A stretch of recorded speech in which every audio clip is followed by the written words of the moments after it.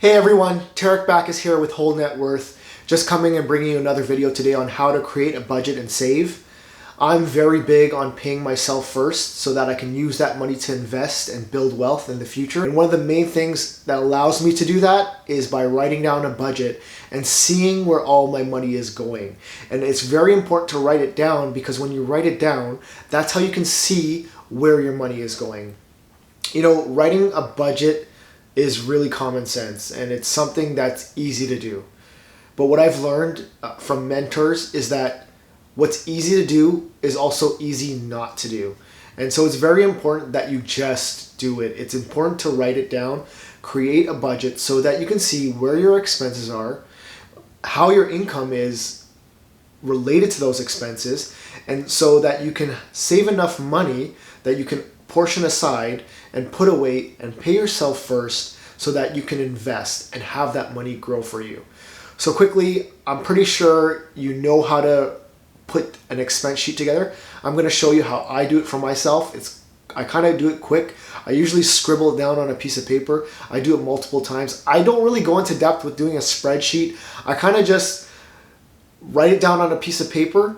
I look at it, I review it, I have an idea of how I want my budget to look like, where I want savings to go, and then I set up automatic payments into my bank account or brokerage account, depending on if I'm saving or investing. So that money is set aside and I can't touch it. So let me just go through the video with you quickly here. So I have my expenses on one side and I'll start with whatever comes to mind. First one is food. I'm just by myself, I'm a single guy, so I probably spend about $100 a week on food. That's what I average. So I said, okay, let's say $500 for food a month. Entertainment, I'm going to try and keep that to $100 a week. So let's say $500 for entertainment for the month. Rent, my rent is about $1,900. Insurance, renter's insurance is $30. And some people will be asking, why am I renting when I have investment properties that I rent out? I'll explain that in another video, but I like my money working for me. I like people paying me rent and making money off my properties instead of me having to buy a home and spend money on it. I look at owning a home as a liability because you actually have to maintain it, but I'll get to that in other videos. So for now, I'm renting. I pay rent. I pay renter's insurance. I have a cell phone bill. My cell phone bill is $90 a month. My utilities are running me about $200 a month, so I put that down. My internet and cable is about $100 a month. My gym membership is about $50 a month. I get a haircut. I go twice a month, $25 each, so that's about $50. My gas is about $250 a month, and I don't have a car payment anymore. Fortunately, I paid off for my vehicle, but when I was leasing my Mazda 3 hatchback for $325 a month. So that totaled to about $3,995. And I rounded it up to $4,000. My pay, let's say my pay, I also work a full-time job. I work as a real estate agent on the side, and I have investment properties that earn cash flow for me. They make money for me in the bank account. But those I don't like to include as my income. I'm going to try and make all my payments within my full-time income so that everything I make on top of that is bonus and I can use to invest and make me more money. So let's just say my income is $5,000 a month after taxes. So I take $5,000, I remove the $4,000 in my expenses. That leaves me with $1,000. I'm in a good position where I have $1,000 surplus every month. So how am I going to divvy up that $1,000? I want to make use out of that. I want to make sure that I'm taking care of myself and I'm taking care of my future. So what I'm going to do is I'm first going to look at an emergency. I'm going to put $100 a month in an emergency fund for anything that happens, like my car breaks down or any other emergencies that I need to take care of. I lose my cell phone, it breaks, I need to buy a new one. I'm going to pull from that fund.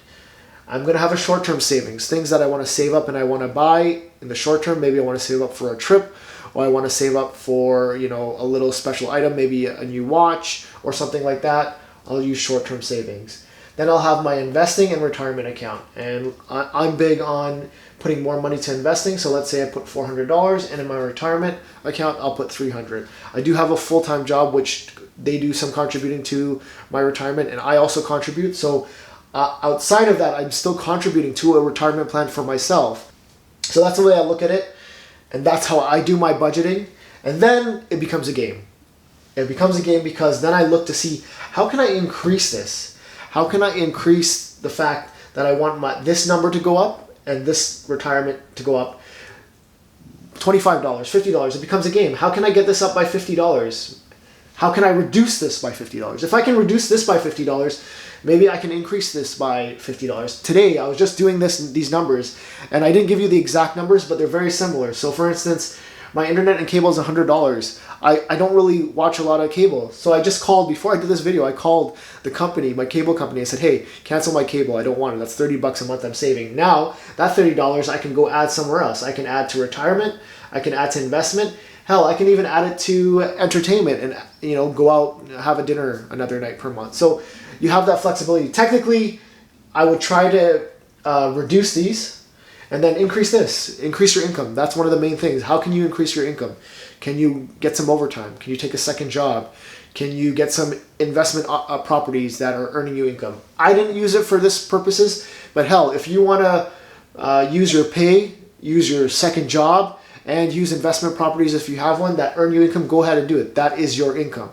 So that's the way I do it. I look at it, I write it down, I put it down visually, I can see it. Once I can see it, I can attack it.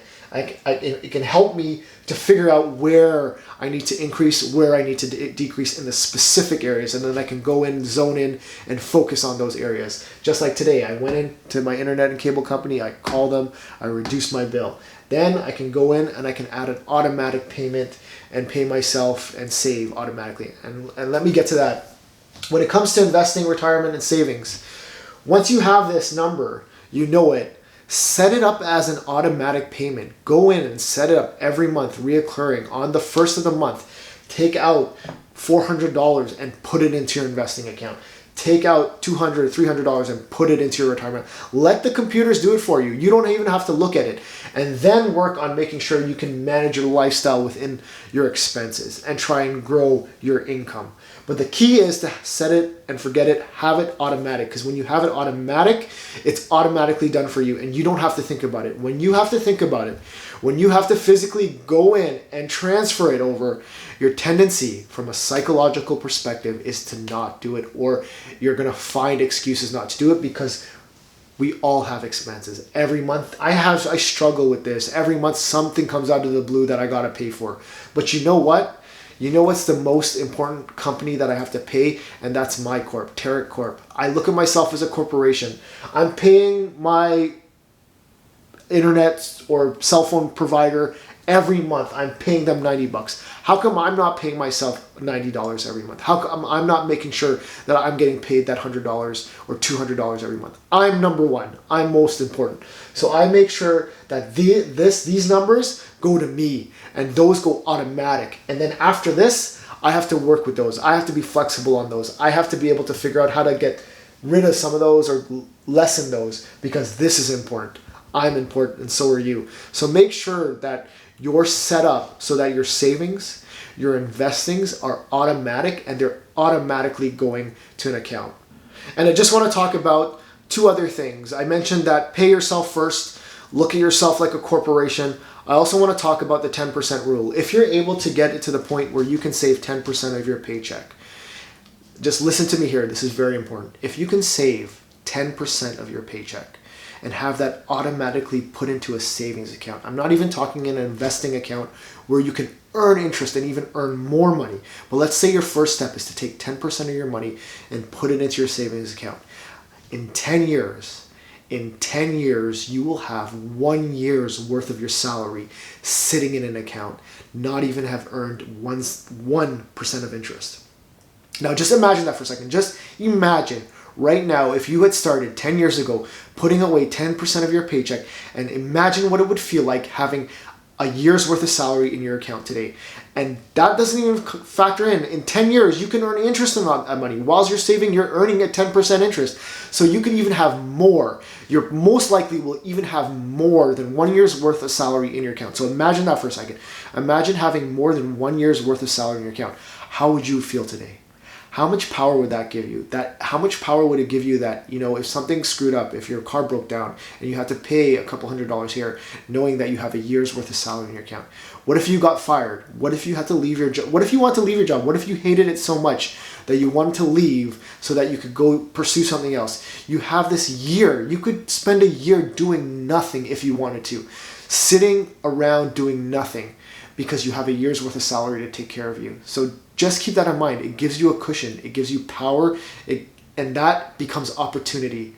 And the other thing is, you hear a lot of people say, that are not good with finance. It just gets away from me. I don't have time for it. Now is the time to make time for it, when the amounts are small. You have to be able to understand and manage your money when the amounts are small. How are you going to be able to have $1 million in management if you can't manage when the amounts are $10,000, $5,000, $3,000? This helps you to develop the skills. It helps you to develop the skills to be able to handle the money when it becomes larger. And it will if you follow this process. So please, I beg you, these principles have worked for me. I'm going to continue to use them because I see them working in my life. Write down your budget, see where it's going, and focus on it, attack it. Reduce your expenses, increase your income, and increase your investing so that you can have freedom, you can have the life you want to live, and so that you can do the things you want to do. Thanks for listening to the video. Subscribe, leave a comment, let me know if it was helpful, let me know what else you want to hear, and thanks for listening. Tarek Backus, Whole Net Worth.